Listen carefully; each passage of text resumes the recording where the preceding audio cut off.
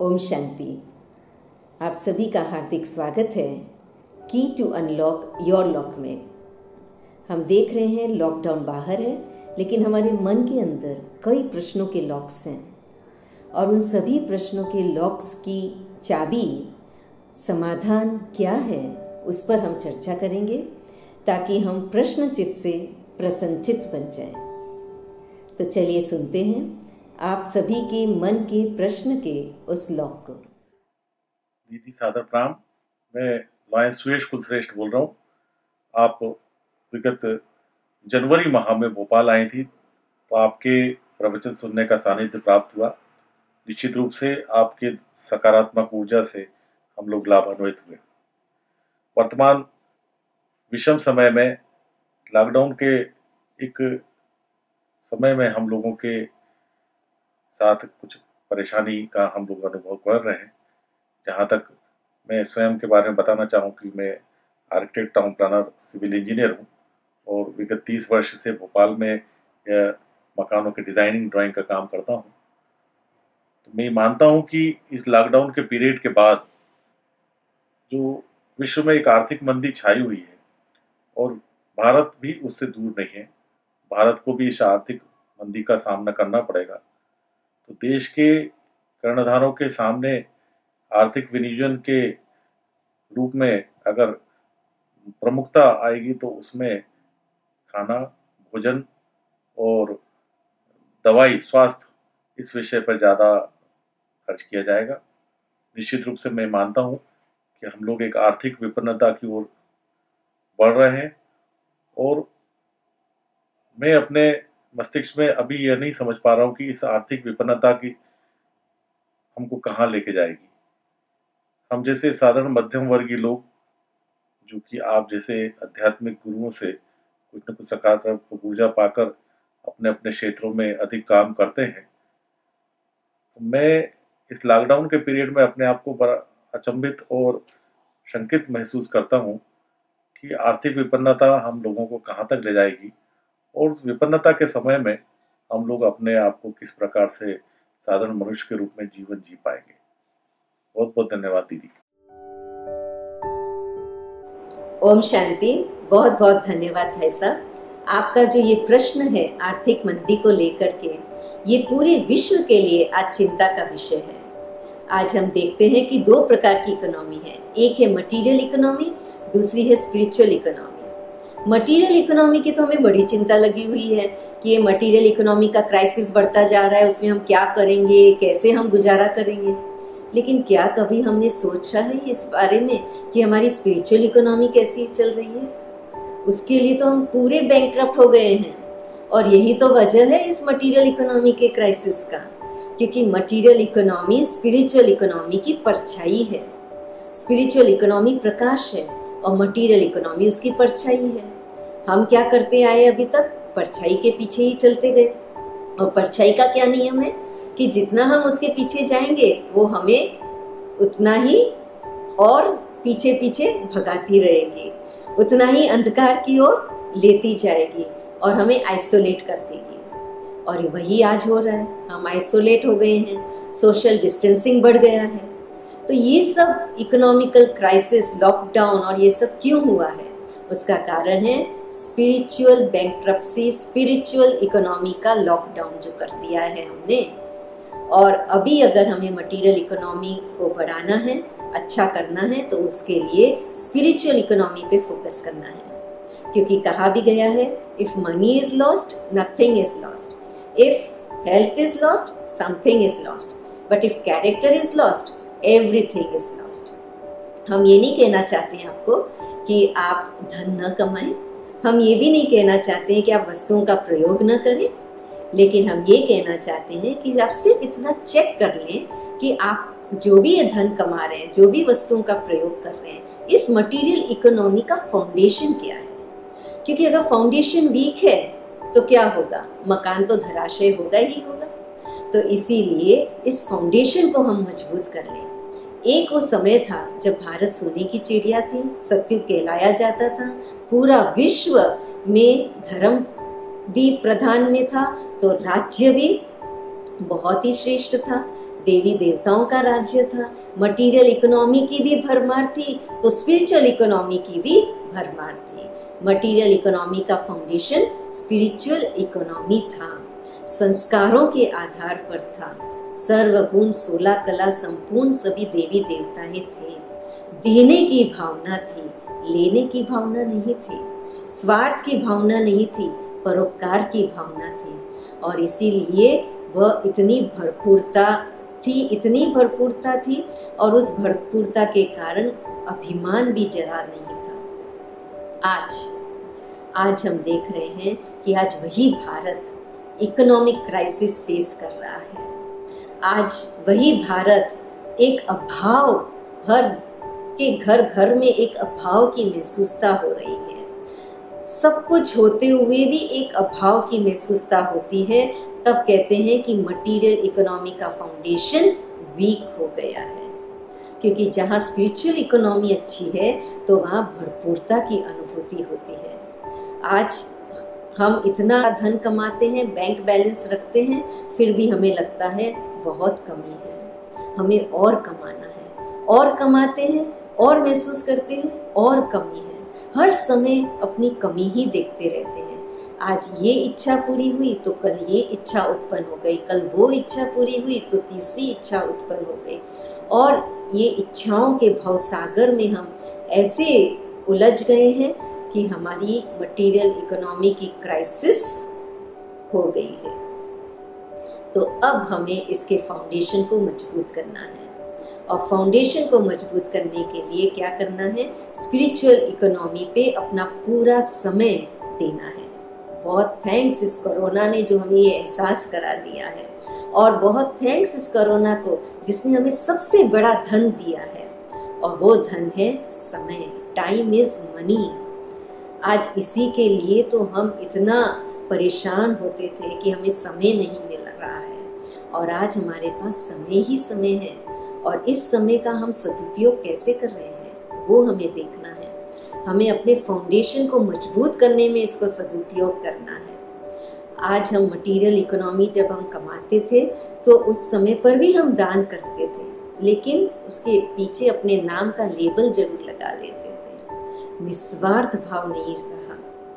अब हमें निस्वार्थ भाव से, परोपकारी भावना से, एक हाथ से दिया तो दूसरे हाथ को भी पता न चले, ऐसे बड़े दिल रख करके हमें पूरे विश्व की आत्माओं के लिए, सभी अपने हैं, सिर्फ ये मेरे जो हैं, जो मेरे ब्लड रिलेशन है वही मेरे नहीं, लेकिन पूरा विश्व हमारा है, हम सभी आत्माएं हैं। जब हम मैं कौन, मेरा कौन को यथार्थ रीति से जान लेंगे तो हमारी बैलेंस हो जाएगी मटेरियल इकोनॉमी और स्पिरिचुअल इकोनॉमी का। हमने मटेरियल इकोनॉमी का फाउंडेशन मैं और मेरा किस पे रखा कि मैं देह हूँ, और जो भी मेरे पास है वो देह रिलेटेड, इस देह की उन्नति के लिए, इस देह को सजाने के लिए, इस देह के खिलाने पिलाने के लिए, और इस देह के ही आराम के लिए सारे पदार्थों पे हमने अपनी एनर्जी खर्च किया, और उसी को हमने मैं और मेरा कहा। और इतना ही नहीं, तेरा को भी मेरा कह दिया। लेकिन अब हमें क्या मैं और मेरा करना है? मैं कौन और मेरा कौन, जो हमारे आदरणीय जानकी दादी जी ने शिव परमात्मा का ये पाठ हमें पक्का कराया कि मैं आत्मा हूँ, मेरा परमात्मा है, जो कुछ भी मेरे पास है उसी का दिया हुआ है। हम तो सिर्फ ट्रस्टी हैं, निमित्त हैं। हमें अगर उसका उपयोग करना है तो उसकी सेवा करने में उपयोग करना है, उनका नाम रोशन करने के लिए उपयोग करना है, उनको ग्लोरीफाई करने के लिए उपयोग करना है। जो ये बात हर धर्म में कही गई है, चाहे हिंदू भगवत गीता कहो, चाहे मुस्लिम, चाहे क्रिश्चियन, चाहे सिख, हर धर्म में ये कहा गया है कि हम सिर्फ निमित्त हैं। हम तो सिर्फ निमित्त करनहारे करावनहार परमात्मा है, जो हमसे करा रहा है। जो कुछ भी हमारे पास है उसी का दिया हुआ है। ये है स्पिरिचुअल इकोनॉमी को बढ़ाना, ट्रस्टीपन की भावना रखते हुए, एक कम्युनिटी फीलिंग, एक वैश्विक फीलिंग को रखते हुए इसका हम प्रयोग करें। और ये कैसे बढ़ता है स्पिरिचुअल इकोनॉमी? जितना देते जाते हैं उतना बढ़ता है। मटेरियल इकोनॉमी का तो हमने देख लिया, बढ़ाने का साधन क्या किया, लेने में, यहाँ से भी मिल जाए, वहाँ से भी मिल जाए, सब जगह से मिल जाए, यहाँ तक कि हमने अपनों को भी नहीं छोड़ा। हमारे भाई बहन, हमारे माता पिता को भी हम मारने में लग गए, उनसे हम हासिल करने में लग गए, कब्जा करने में लग गए और मेरा उसको कहलाने में लग गए। यहाँ तक कि चोरी की भी भावना आ जाती है कि आज मेरे पास नहीं है तो उसके पास है, तो वो नहीं हो तब उसके पीछे हम चोरी करके अपने पास इकट्ठा कर लें। तो ये इतनी लोभ की वृत्तियों ने हमारे अंदर काम, क्रोध, लोभ, मोह, अहंकार की नकारात्मक भावनाओं को उत्पन्न कर दिया है और उसके कारण हम स्पिरिचुअली बैंकक्रप्ट हो गए। हमारी स्पिरिचुअल इकोनॉमी की एकदम क्राइसिस हो गई है और उसकी डेथ एकदम हो जाए उसके पहले पहले जो थोड़ी सी चिंगारी बची हुई है उसके ऊपर हम फोकस कर लें और उसको फिर से बढ़ाना शुरू करते हैं। तो जब इसको बढ़ाएंगे, प्रकाश जब हो जाएगा तो ऑटोमेटिकली मटेरियल इकोनॉमी तो परछाई की तरह हमारे पीछे पीछे आ ही जाएगी। अभी हमारे आगे अंधकार किसका है, क्यों है? स्पिरिचुअल इकोनॉमी पे हमारी एनर्जी फोकस नहीं है इसके लिए। इसलिए हमें अपनी ऊर्जा को, अपनी स्पिरिचुअल इकोनॉमी को बढ़ाने में हम लग जाएं और हम अपने आप को आइडेंटिफाई अपने वैल्यूएबल्स से न करें, अपने करिश्मा स्टाइल से न करें, हम अपने पर्सनालिटी से इम्प्रेस करने में न लगे, लेकिन हम जो अंदर में एक जेन्युइन पर्सन है, जो हमारे वैल्यूज़ हैं, जो हमारे कैरेक्टर हैं, उससे इंस्पायर करने में लगे। इसके ऊपर एक कहानी याद आती है, एक प्रैक्टिकल इलस्ट्रेशन है। एक अमीर व्यक्ति, वो किसके कारण अमीर हुआ? एक उसका दोस्त, जो साधारण दोस्त है, उसने बहुत अच्छी उसको राय सलाह दी और उस राय सलाह पर वो जैसे ही चला वो अमीर हो गया। लेकिन जैसे ही वो अमीर हुआ उसने उस राय सलाह देने वाले साधारण दोस्त को पूछा तक नहीं, उसकी ओर कभी मुड़कर देखा तक नहीं। और जब उसके घर में उसके बेटे की शादी हुई, उस अमीर घर के बेटे में की शादी जब हो रही थी, तब उसने उस दोस्त को याद भी नहीं किया, लेकिन अनजाने में ही जब वो निमंत्रण दे रहा था व्हाट्सएप मैसेजेस सभी को अपने इस बेटे की शादी का, जो एक 7 स्टार होटल रिसोर्ट, बड़े रिसोर्ट में होने जा रहा था, तो उसके लिए जब वो निमंत्रण दे रहा था सभी को, तो अनजाने में ही उसके मोबाइल में उस गरीब दोस्त का भी नंबर था, तो उसको भी व्हाट्सएप मैसेज चला गया। और जब उस गरीब दोस्त के पास वो निमंत्रण आया तो वो बड़ा आश्चर्य करने लगा कि इतने वर्षों के बाद आज उसने मुझे याद कैसे कर लिया। उसने कहा कोई बात नहीं, याद किया है, मैं चला जाता हूँ। और वो चला गया अपने दोस्त से मिलने के लिए, उसकी बेटे की शादी में उसको बधाई देने के लिए अपने पास एक जो उसके पास छोटा मोटा जो गिफ्ट था वो लेकर के चला गया। एक छोटा मोटा अच्छा सा गुलदस्ता लेकर के चला गया। लेकिन अमीर दोस्त ने जब उसको देखा ऊपर से नीचे और जो उसके हाथ में गिफ्ट था उसको देखते हुए उसने उसको पहचानने तक इनकार कर दिया। बड़ी इंसल्ट उस गरीब दोस्त की हुई, लेकिन उसने बड़ा दिल रख के माफ़ कर दिया और समझ गया कि ये सब क्यों हो रहा है। तुरंत वो गया बाजार में और महंगे ते महंगी दुकान में गया, महंगे ते महंगा सूट उसने खरीदा, महंगे ते महंगी गिफ्ट उसने खरीदी सिर्फ अपने दोस्त के खातिर। और वो जैसे ही वापस वो उस शादी के स्थान पे पहुंचा तो इस अमीर दोस्त ने जैसे उसका ये परिवर्तन देखा, क्या खुश हुआ, जा कर के उससे गले मिला, सभी दोस्तों, उसके जो अमीर दोस्त थे उन सब से उसका परिचय कराया। और फिर भोजन का समय हुआ तो वहाँ जहाँ पे हर प्रकार के वैरायटी भोजन थे वहाँ पे उसको ले गया। और फिर वहाँ पे जो वेटर आदि थे उन्होंने उनको प्लेट दी हाथ में और सब जो है परोसने के लिए जो भी थे सब उसको परोस रहे थे। और जैसे ही खाने का टाइम आया तो सीन तो देखने लायक थी। ये जो साधारण सा दोस्त था उसने खुद को खिलाने के बजाय, खुद खाने के बजाय अपने कपड़ों को खिलाने लगा। एक होता है ना भैया, चलो गलती से गिर जाए कपड़ों पे, लेकिन वो तो जानबूझ के कपड़ों को खिला रहा था। तो ये अमीर दोस्त और उसके सारे दोस्त देख करके जब हंस रहे थे तो अमीर दोस्त को बड़ा ये लगा कि अरे ये क्या कर रहे हैं, और उसने जाकर के उसको कहा कि ये आपके लिए खाने के लिए, आप कपड़ों को क्यों खिला रहे हो। तो उसने कहा अच्छा, मुझे तो लगा कि मैं जब पहले आया था अपने साधारण जो भी मेरे पास था उस हिसाब से शुभ भावनाएं शुभकामनाएं लेकर के बड़े दिल से, तो आपने मेरा उस समय स्वागत नहीं किया, पहचानने से भी इनकार कर दिया। लेकिन जब मैं इन कपड़ों में आया तो आपने मेरा इतना सत्कार सम्मान किया। तो ये सत्कार सम्मान तो इन कपड़ों के कारण हुआ ना, तो ये कपड़ों को हुआ ना, तो इसीलिए हमने सोचा चलो खाना भी इसी को खिला देता हूँ।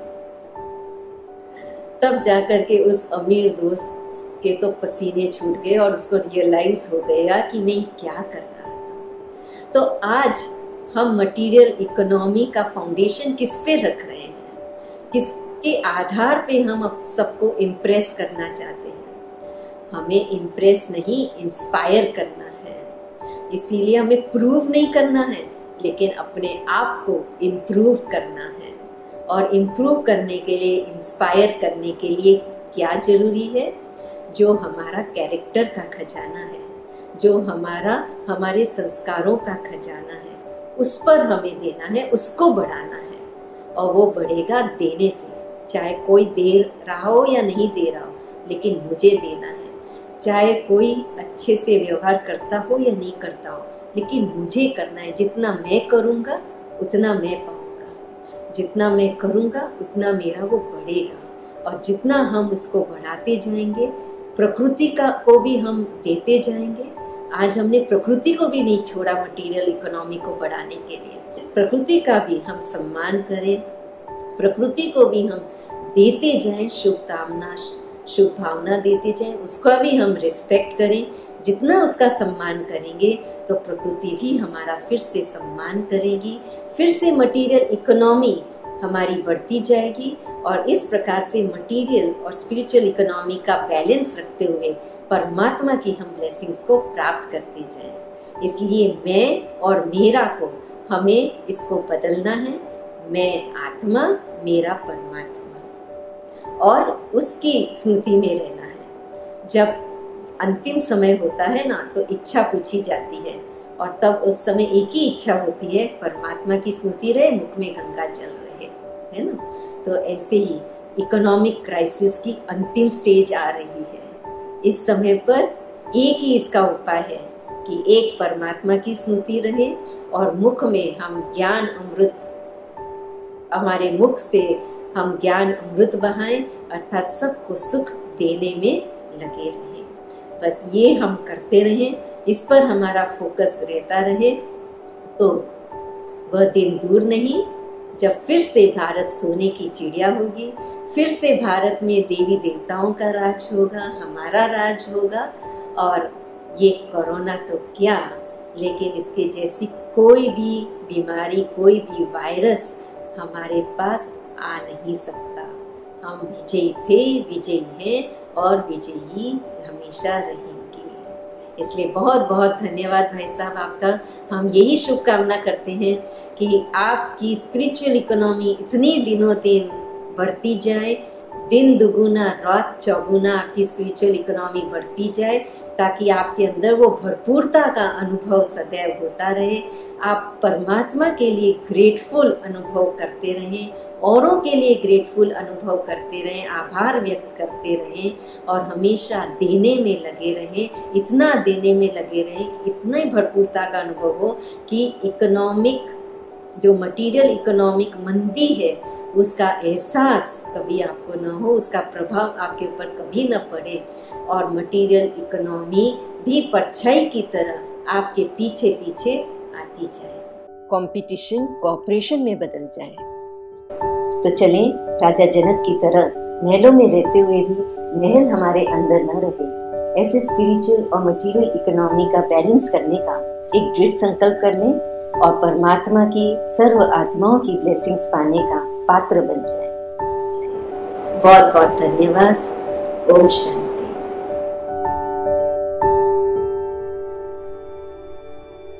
आप अपने कमेंट्स इस वीडियो के नीचे जरूर से लिखें। और आप सभी जो देख रहे हैं, सुन रहे हैं, आप सभी के मन में यदि कोई प्रश्न है तो आप ज़रूर से या कमेंट्स में लिखें या फिर आप ईमेल में लिखें, जो ये हमारा ईमेल आईडी है उस पर लिख के भेजें, या फिर अपने मोबाइल से सेल्फी मोड पे रख के अपने प्रश्न को रिकॉर्ड करके भी आप हमें भेज सकते हैं इस ईमेल के ऊपर keytounlock1@gmail.com। और अभी सब्सक्राइब कर लें नए अपडेट्स के लिए। आप सभी सदा प्रश्नचित से सदा प्रसन्नचित हो जाएं, इसी शुभकामनाओं के साथ आप सभी को बहुत बहुत धन्यवाद। ओम शांति।